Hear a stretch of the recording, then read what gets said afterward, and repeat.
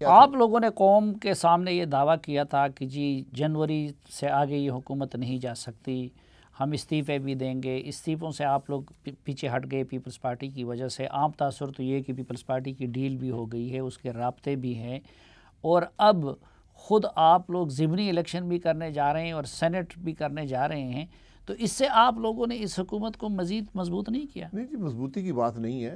سیاست کا ایک طریقہ ہوتا ہے، اس میں ہم نے 20 ستمبر کو اے پی سی کی، ہم نے ایک پلان بنایا، ہم نے اس پر عمل کیا، اس کو پذیرائی حاصل ہوئی، لوگ موبلائز ہوئے۔ اب ہمیں اس کے ایک ٹائمنگ بھی رکھی گئی، اس پہ ہم ٹائم فریم بناتے گئے۔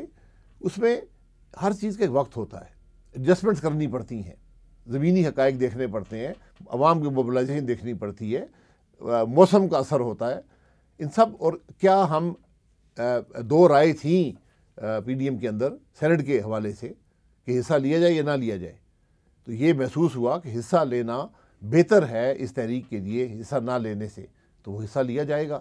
لیکن پھر اخلاقی جواز سے تو آپ لوگ بھی اسی طرح محروم رہیں گے جس طرح حکومت، کیونکہ جن صوبائی اسمبلیوں کو آپ لوگ دھاندلی کی پیداوار قرار دے رہے ہیں وہ مستقبل کے 6 سال کے لیے سینیٹرز کا انتخاب کریں گی، اور آپ لوگ اس میں حصہ لے رہے ہیں۔ جی، حصہ لے رہے ہیں اس لیے کہ ایک مستقل ادارہ جو ہے وہ یک طرفہ طور پر مفلوج نہ ہو جائے، اور کل ملک میں ایسے حالات پیدا نہ ہو جائیں کہ یہاں آئین کو تبدیل کر دیا جائے یا آئین کو اتنا مسخ کر دیا جائے کہ واپس جمہوریت آ نہ سکے۔ تو اس کے یہ ڈیبیٹ ہوا پی ڈی ایم کے اندر، اور یہ فیصلہ کیا کہ نہیں ٹھیک ہے، ہم کم از کم یہ موقع نہیں دیں گے حکومت کو کہ آئین کو مسخ کر دے، کہ وہ قبضہ کر لے صوبائی جو حقوق ہیں ان کو ختم کر دے، کیونکہ بہت سی باتیں چل رہی تھیں، واپس 58(2)B لے آئے، صدارتی نظام کی طرف چلی جائے۔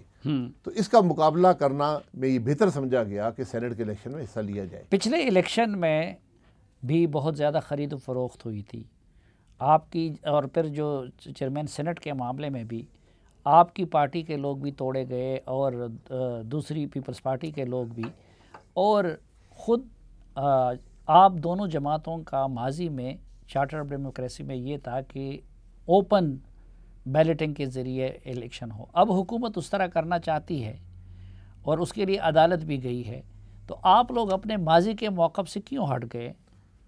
نہیں، ماضی کا موقف سے نہیں ہٹے۔ بیلٹنگ جو ہے ہمیشہ خفیہ ہوتی ہے، ہمارا آئین یہ کہتا ہے، اس کے لیے آئینی ترمیم چاہیے ہوگی۔ تو اگر یہ بیلٹنگ ہے تو ٹھیک ہے، اس پر بات کر لیتے ہیں۔ لیکن آئینی ترمیم پھر آپ کو اگر آپ لوگوں کا ایک ڈیمانڈ حکومت پورا کر رہی ہے تو آپ لوگ ان کے ساتھ مل کے آئینی ترمیم کریں۔ نہیں، پھر آپ کو ساری بھی جو الیکشن ہے اوپن رکھنے پڑیں گے۔ الیکشن کی بنیاد ہی ایک سیکریسی پر ہوتی ہے، ورنہ وہ الیکشن نہیں ہوتا۔ تو یہ ایک فیصلہ، بڑا فیصلہ ہے، اس کو پارلیمان میں ڈیبیٹ کرنا پڑے گا، یہ ایک دن کا فیصلہ نہیں ہے۔ میں اس کو مکمل طور پر رد نہیں کرتا، کیونکہ آج تو وجہ یہ ہے کہ حکومت کو خدشہ یہ ہے کہ اس کے ممبران کسی اور کو ووٹ نہ دے دیں سینٹ کے الیکشن میں، تو وہ یہ چاہتے ہیں۔ آئینی ترمیم جب آپ کریں گے پھر آپ کو دیکھنا پڑے گا کہ جنرل الیکشن میں کیا ہوگا۔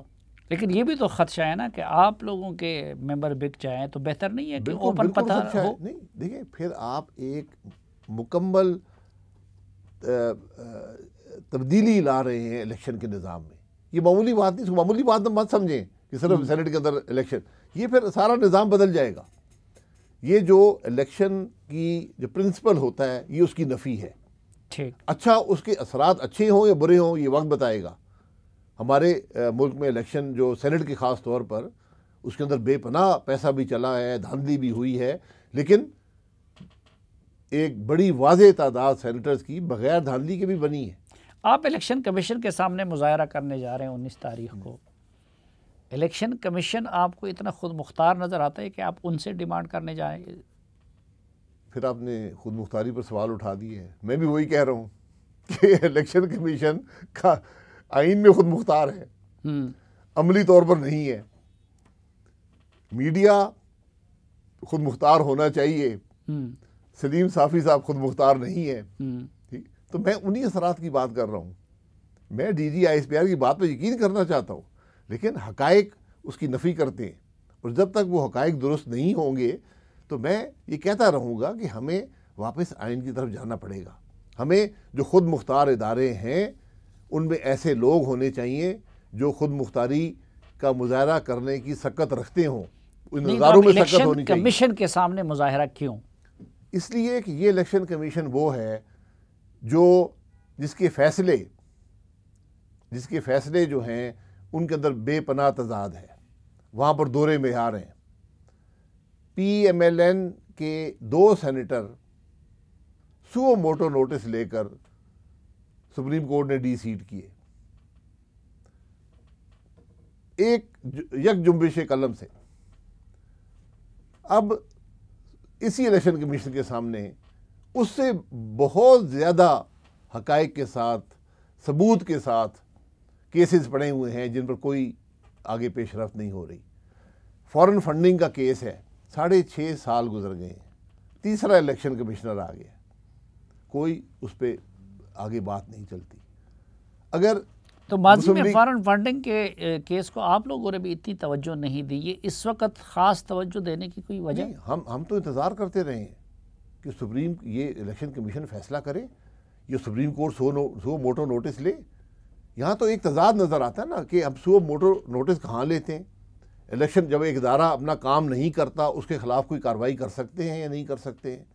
یہ سلیکٹیو جو اکاؤنٹیبلٹی ہے یا سلیکٹیو جو جسٹس ہے, یہ نظام بہت سے خدشات ابھرتے ہیں, بہت سے شکوک و شبہات ابھرتے ہیں. تو ہم اس لیے الیکشن کمیشن کو بتانا چاہتے ہیں جناب آپ کا کام ہے, ثبوت بڑا واضح ہے, آپ اس پر فیصلہ کریں. نہیں صرف بتانا چاہتے ہیں یا اس پہ دباؤ ڈالنا چاہتے ہیں؟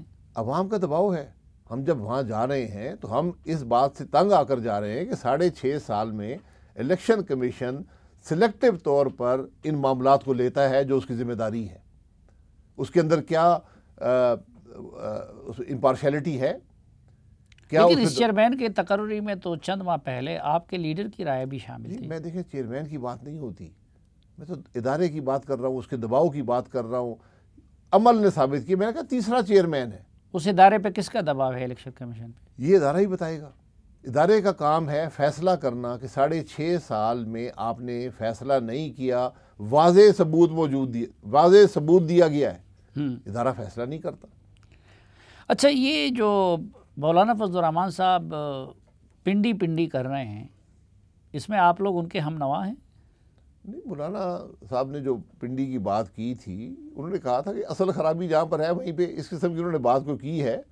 اس پر D G S P R نے جواب دے دیا کہ آپ کو چائے پلا دیں گے, ایسی بات ہوئی ہے. میں چائے پانی دونوں. پھر بعد میں پتہ چلا کہ وہ صرف مولانا صاحب کے لیے تھا, سب کے لیے نہیں تھا. تو مولانا صاحب نے کہا میں پیزے کھاؤں گا, اس میں مولانا صاحب نے بات کر دی. تو اب وہ کہتے نہیں حلوہ بھی بنانا پڑے گا. تو اس کے سب تو خیر ہمیں تو وہاں دعوت نہیں ہے. اگر مولانا صاحب وہاں کچھ دیر رکنا چاہتے ہیں تو کوئی ایسی. نہیں, مولانا آپ کے صدر ہیں, آپ ان کے جنرل سیکرٹری ہیں. جی. تو مولانا نے یہ پنڈی کا جو شوشہ ہے خود چھوڑا ہے یا آپ لوگوں کا بھی کوئی ارادہ ہے اور پی ڈی ایم کے فورم پہ ڈسکس بھی ہوا ہے؟ نہیں, یہ شوشہ نہیں ہے. مولانا صاحب نے اپنی رائے کا اظہار کیا ہے کہ اصل جو معاملہ ہے, جو درستگی ہے, وہ کہاں پر چاہیے, اس کو انہوں نے اظہار کر دیا ایک طریقے سے. اب اس کا ایک بن گیا, ایک محاورہ بن گیا ہے. ان کے جنرل سیکرٹری کا کیا خیال ہے کہ رخ پنڈی کی طرف ہونا چاہیے اسلام آباد کی طرف؟ جنرل سیکرٹری تو صرف پی ڈی ایم کے جو پارٹیز ہیں, جو فیصلے وہ کرتی ہیں, اس کی نمائندگی کرتا ہے. میں خود کوئی رائے کا اظہار نہیں کر سکتا. اگر رائے کا اظہار میری جماعت کے حوالے سے کرنا تو میں ان سے مشورہ کر کے کر سکتا ہوں. نہیں, آپ نے میاں صاحب سے پوچھا نہیں؟ میاں صاحب کا موڈ آپ نے دیکھا نہیں کہ وہ پنڈی کی طرف رخ رکھنا چاہتے ہیں مارچ کا یا اسلام آباد کی طرف؟ میاں صاحب کا تو ایک ہی ان کا جو ڈائریکشن ہے کہ ملک میں آئین کی بالادستی ہو اور ملک آئین کے مطابق چلے. اس میں یہ دھرنا پنڈی میں دینا یا لانگ مارچ پنڈی میں کرنا, یہ سب باتیں پی ڈی ایم کے اجلاس میں ڈسکس ہوں گی, وہیں پہ فیصلہ ہو جائے گا. لیکن اس بات کا تو کوئی امکان نہیں ہے کہ آپ لوگوں کا مارچ جو ہے وہ پنڈی کی طرف ہو. یہ فیصلہ وہی پی ڈی ایم کی سربراہی اجلاس میں کیا جائے گا. لیکن جمہوری طور پر اب آپ آئین کے اندر جب بات کرتے ہیں تو اصولی طور پر تو پنڈی کی طرف مارچ نہیں ہونا چاہیے. لیکن زمینی حقائق بڑے مختلف ہوتے ہیں, تو پھر یہ باتیں سوچنی پڑتی ہیں, یہ باتیں ڈسکس ہوتی ہیں. فیصلہ وہیں پر ہوگا۔